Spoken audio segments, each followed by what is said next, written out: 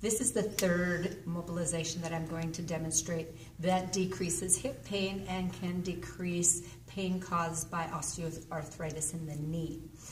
This is actually called the Army Crawl. I have my patient lying supine, and I actually have her in hip flexion, external rotation, and abduction. And what I have done is placed a pillow under her stomach to help be a little more comfortable for her.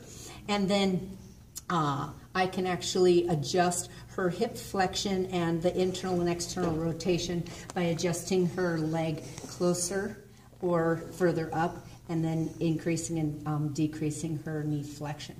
So I actually just have her ankle resting here. And to stabilize, I'm actually going to place my knee right across her leg so it doesn't slide anywhere.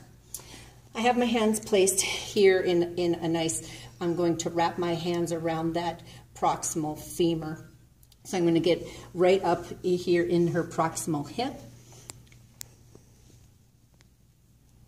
and press down, finding where that restriction is. And since this is a grade 4 mobilization, I want to press in and find where that restriction is, and then work through that restriction. So grade 4 is at the end range and then through that end range. So it's a faster oscillation. And I do 3 sets of 30 seconds.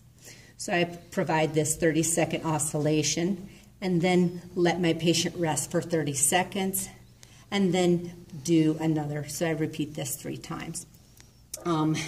In the clinical predictor rules, if they have at least 2 of these, she'll have a 97% success rate in this the series of mobilizations, doing all 3 of them.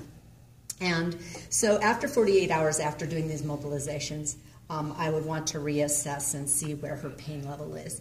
And because a lot of times this is just a short-term response. So at 48 hours, she should definitely have some decreased pain. And so this is the third in the series of doing the Army Crawl, which is actually flexion, abduction, and external rotation in progress.